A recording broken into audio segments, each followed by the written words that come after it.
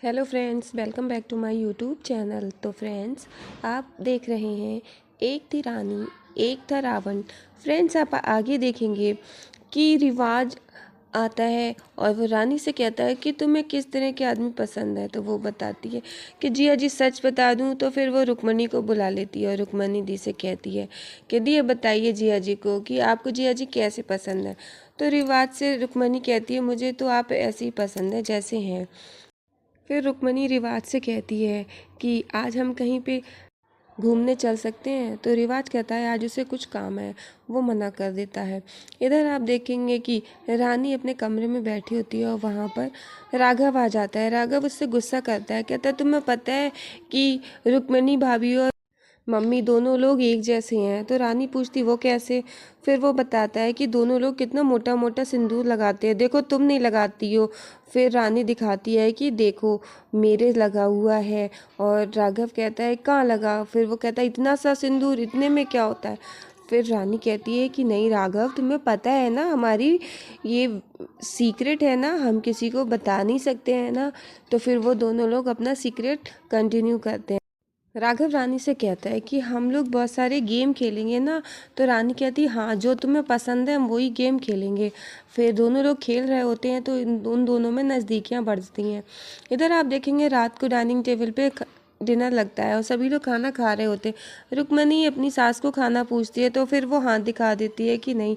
और यहाँ शिवराज जी कहते हैं कि रिवाज देखो, रुक्मणी ने सब चीज़ें तुम्हारी पसंद की बनाई और तुम देखो कितना लेट आ रहे हो।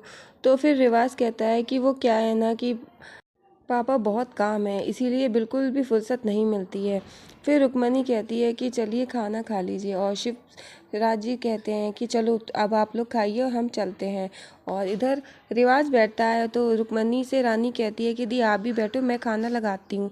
फिर रानी रिवाज को रायता लगाती है और चावल लगाती है और इधर रुक्मणी की प्लेट में बिरयानी लगाती है। तो फिर रिवाज अपने में बहुत सारा मिर्च डाल लेता है, मिर्च का अचार, और वो कहता है कि ऐसे खाओ। और फिर वो इतना ही सारा मिर्च रुक्मणी के में भी डालता है। तो रानी कहती है कि आपकी मम्मी ने आपको इतनी सारी मिर्च लगाई थी तो आप भूल गए या अभी भी आपको याद है और जो इतनी सारी मिर्च खा रहे हैं। तो रिवाज कहता है कि लो रुक्मणी आज तुम मेरा टेस्ट खा के देखो। तो रुक्मणी रिवाज के कहने पे वो इतनी सारी मिर्च खाने लगती है, लेकिन रानी सोचती है कि अब क्या किया जाए। और फिर रानी कहती है देखा जिया जी, रुक्मणी दी आपसे कितना प्यार करती हैं, आपके कहने पे उन्होंने इतना मिर्ची वाला खाना खा रही हैं जबकि उन्हें मिर्ची बिल्कुल पसंद नहीं है। फिर वो सोचती है कि सादा चावल दे देते हैं तो मिर्ची कम लगेगी। तो रानी सादा चावल दे देती है और फिर रिवाज को भी देने जाती है।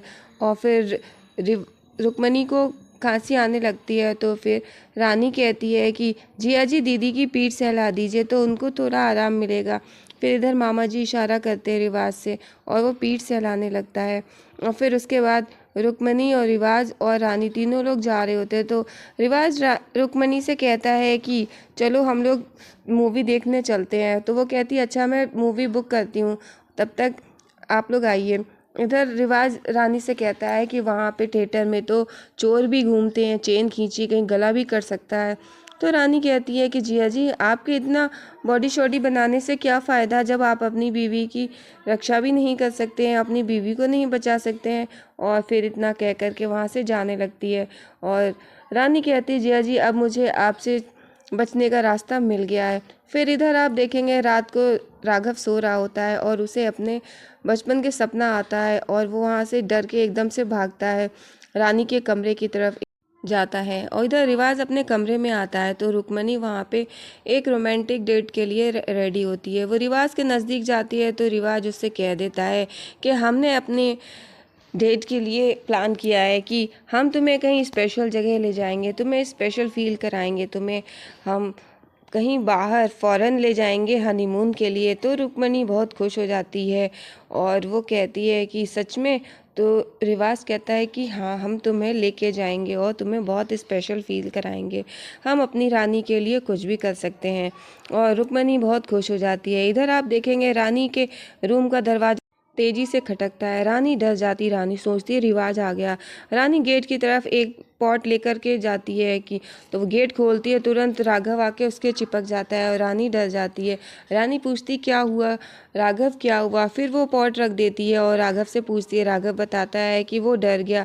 वो कहता है कि उसने सपना देखा। फिर रानी से कहता है कि सबकी वाइफ्स अपने हस्बैंड के साथ रहती हैं, तुम यहाँ पे रहती हो, चलो तुम मेरे साथ मेरे रूम में लेटो चलकर, तुम अपना सारा सामान लेकर वहीं पे चलो, तुम अब से वहीं पे रहोगी। फिर रानी उसको समझाती है कि तुम गहरी सांस लो।